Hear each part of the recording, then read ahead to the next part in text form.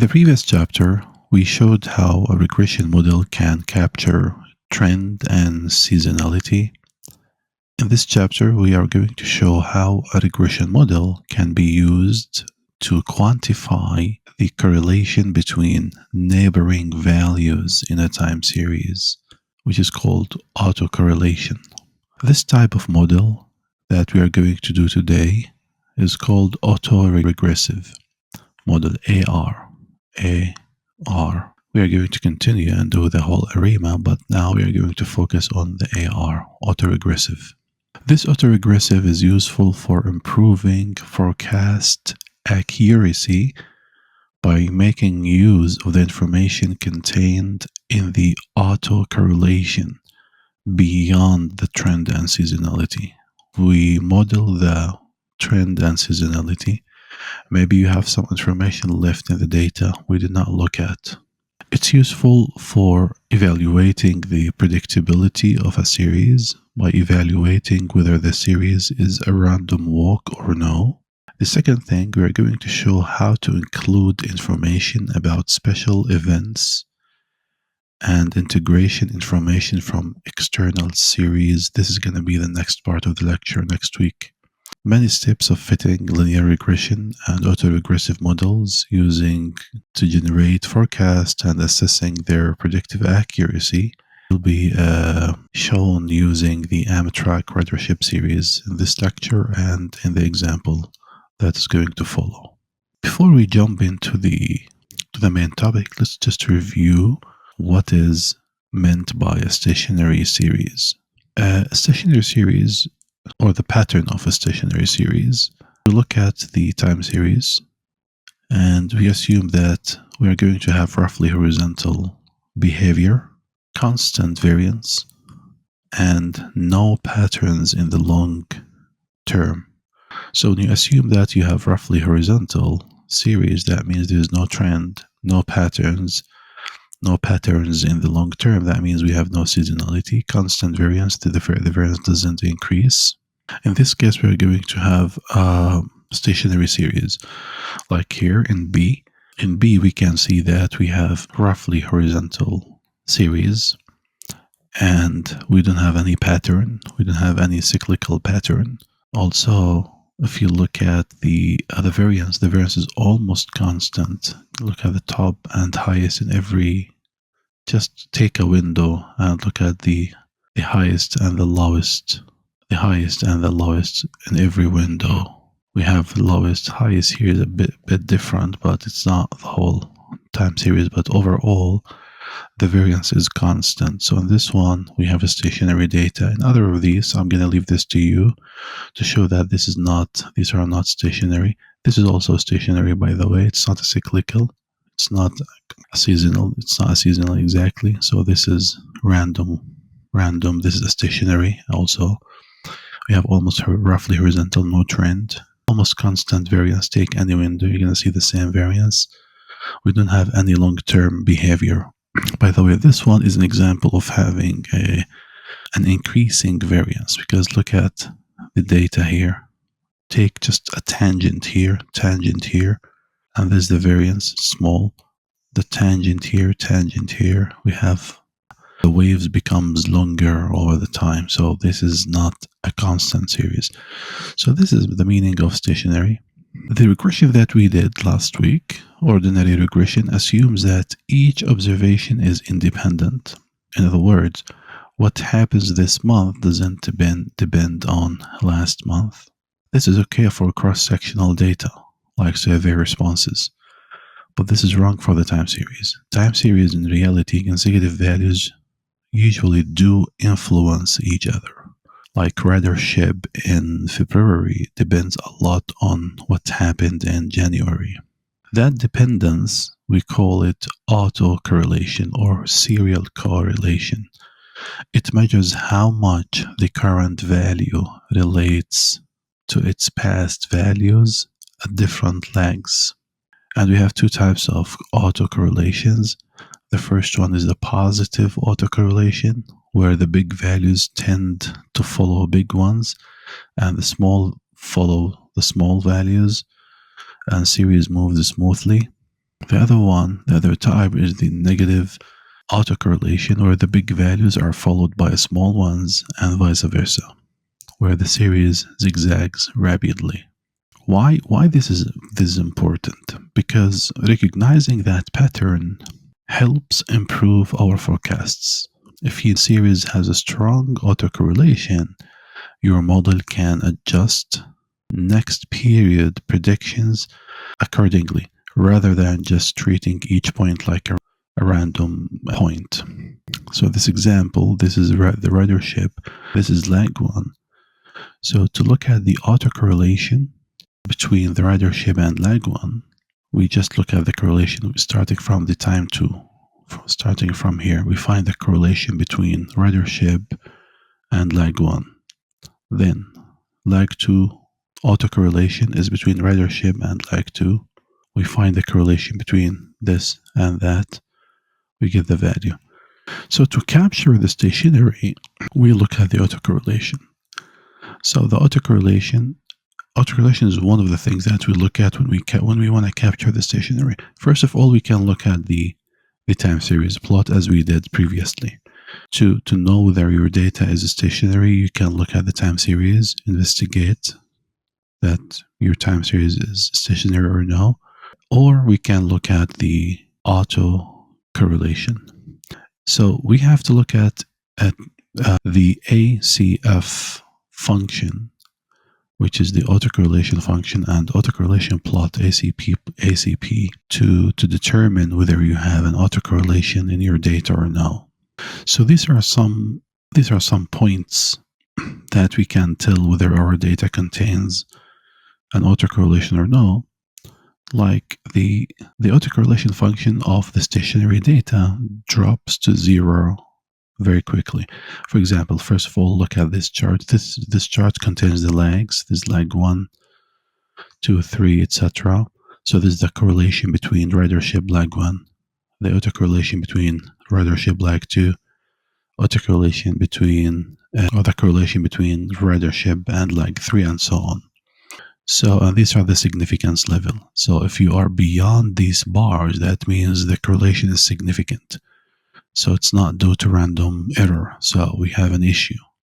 So if you are above or below these dashed bars, okay? And these are the values of the R. It's like the normal correlation, the correlation between -1 and 1. We know that. So the ACF of the stationary data drops to 0 relatively quickly if it's stationary. So this one does not drop to 0 quickly. We have a behavior here. We're going to speak about this chart. This is for the ridership, by the way. The ACF autocorrelation function of non-stationary data decreases slowly, and for non-stationary data, the value R1 is often large and positive. R1, this is R1. This is large and positive. So it's a sign that we have non-stationary data. Strong autocorrelation, either it's positive or negative, at the multiple of lag larger than 1 typically reflects a cyclical pattern. For example, and we're going to speak about this example, we see that we have a cyclical pattern. Look at lag 1, 12, 24, 36. So we have that seasonal pattern. So in this case, we have non-stationary data. Positive lag 1 autocorrelation, where the consecutive values move generally the same direction in the stronger trend. And we see it in the stronger trend. If you have a stronger trend, we see this one. For the stronger trend, we will see this stickiness. For the negative lag 1, autocorrelation reflects swings in the series where the high values are immediately followed by the low values and vice versa. So these are some signs that tells you that you have stationary or non-stationary data. In the abstract, we have a very positive, strong positive autocorrelation at lag 1, which is above the blue limits, number 1. Number 2, if you look at the correlations, they decline slowly, but they remain still positive for many lags. And we see repeating spikes. We have a repeating behavior, by the way. And all of them approximately outside the blue dashes, okay? So the ACF here in this chart tells us that the series is strongly autocorrelated, non-stationary, and seasonal. So what can be done? We're going to speak about this. What can be done? One of the things that we can do is differencing, by the way, which is to remove the trend and possible seasonal, and we have seasonality here before we do our modeling. So this is the way that we capture stationary using autocorrelation. Now, to capture autocorrelation, because remember, when we built our model, like ETS or regressions, we captured trend and seasonality. There are some data, some information are missing. We did not capture, which is the autocorrelation. To capture autocorrelation, we think about autoregression. In the autoregression model, we forecast the variable of interest using a linear combination of the past values of the variable. So look at my variable is yt, and my predictors are my previous values. So this is yt minus 1, this is yt minus 2. If you remember in the regression, we have yt, beta naught, beta 1, x1, beta 2, x2, etc. But in this exam, in the autoregression, our predictors are the previous values. Okay, the same variable, but the lag 1 and lag 2, lag 3, these are my predictors. Okay, this is an AR2 example. This is of order 2. So this is an autoregression of order 2 example. This is the equation. The equation is going to be yt equals beta naught plus beta 1, yt minus 1 plus beta 2, yt minus 2 plus the error. And we have to estimate these betas. It's just a regression as we did before. So before we fit the model, we have to ask ourselves one question. Does the past contain information or useful information about the future? If not, if every new observation is just random noise added to the last one, then nothing to do with modeling. So we have to check something called predictability. And that takes us to something called random walk.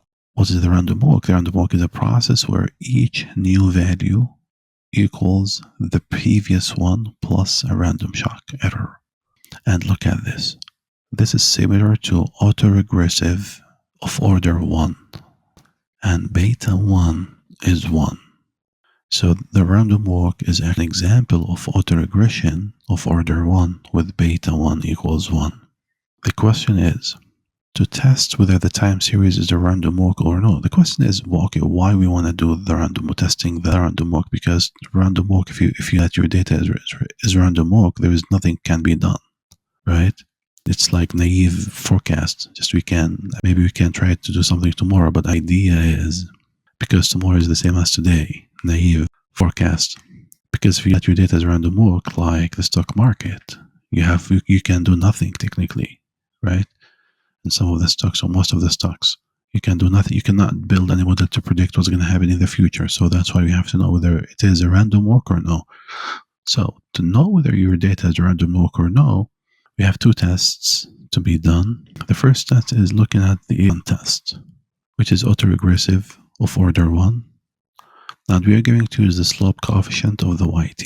This is going to tell us whether this one is a random walk or no. We're going to look at an example next slide. The second thing we can look at is having differencing plus the autocorrelation function. So we're going to look at this as well. We can look at the chart. You can do differencing, lag 1 differencing, then look at the autocorrelation plot. So if you look at the first test, which is the first order autoregressive, that we have this model, we fit that model, yt equals beta naught plus beta 1 times the first leg, which is yt minus 1, plus the error, and we test this hypothesis. The null hypothesis is whether beta 1 is 1. The alternative hypothesis is whether beta 1 is not 1. If it's 1, If it's close to 1, if it's 1, so the series is random walk, because we've seen before, we talked about this is the random walk behavior. This is the random walk behavior. When you have a autoregressive order 1, beta 1 is to be 1. So now what's happening? We are just modeling this and we are checking whether beta 1 is it really 1 or no. So if beta 1 is close to 1, then the series is random walk. In this case, the series is not predictable. If beta 1 is statistically significant less than 1, then the series is not a random walk. Then we can think that we can do some prediction, so it's predictable, right? So in the Amtrak example, if you assume that alpha is 0.05 and degree of freedom is n-2 and its number of series, which is going to be large, by the way. So the Amtrak ridership, we got beta 1 to be 0.599 and the standard error is 0.071. So to find the t-test value, you just subtract this number by -1, which is this guy, divide by the standard error, just using the formula. You divide by the standard error, you get negative 0.56. So it's a two-tail test, and the critical value of the t is -2 because t is, in this case, t is large because the n is large. So t is going to be -2 and 2 for the two-tail. So this is going to be in the left tail, -5.6, which is smaller than -2. So in this case, we are in the rejection region. So we reject the null hypothesis. If you reject the null hypothesis, that we have evidence to say that, oh, it's not 1. It's not 1. So we have evidence to accept the alternative hypothesis, which is B1 is not 1, okay, which is less than 1.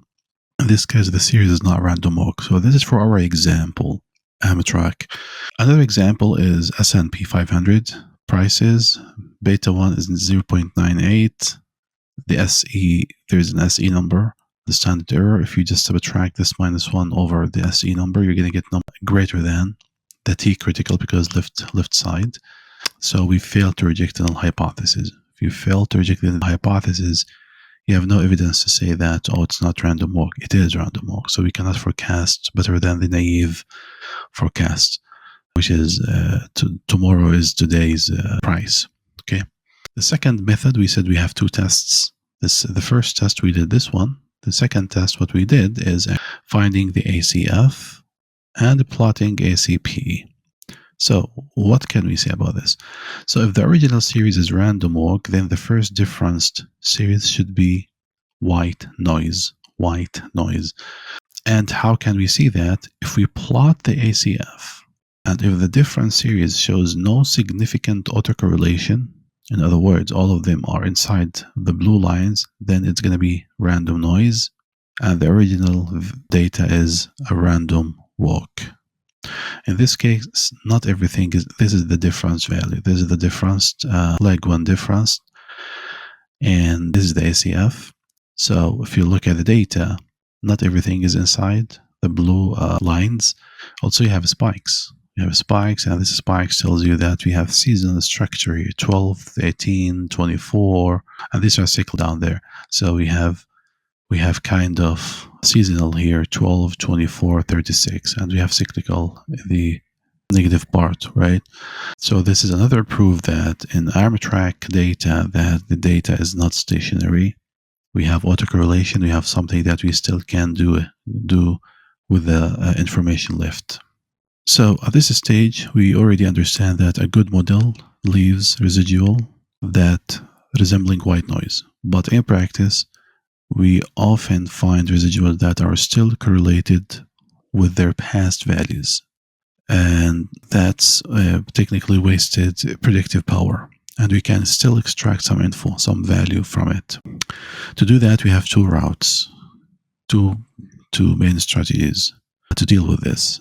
Number one is add a second layer, which is the autoregressive model, to fit autoregressive model to the residuals. The second path or the second strategy is to go to a Riemann family that integrates trend differencing autocorrelation directly into one model.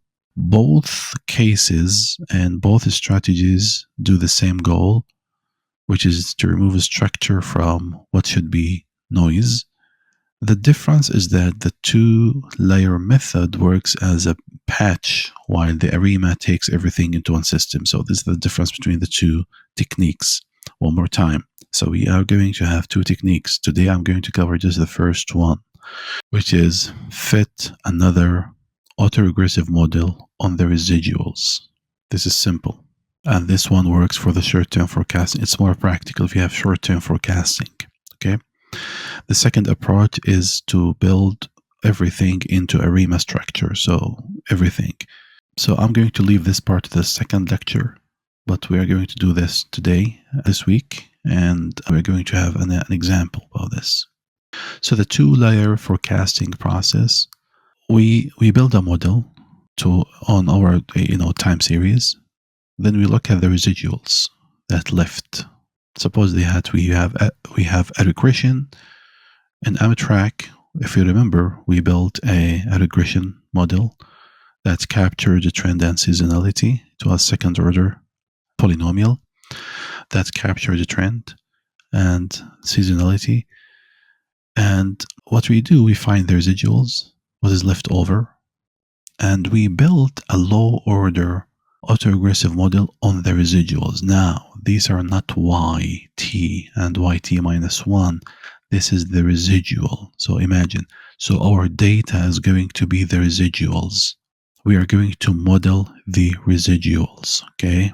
And this is first order autoregressive. There is no need to do higher than this. First order is just enough, okay? We forecast the original series using the main model. We forecast the residuals using the LR1, this one, then we combine them. So this is what we are going to do. And as we said, this works best for short-term forecasts.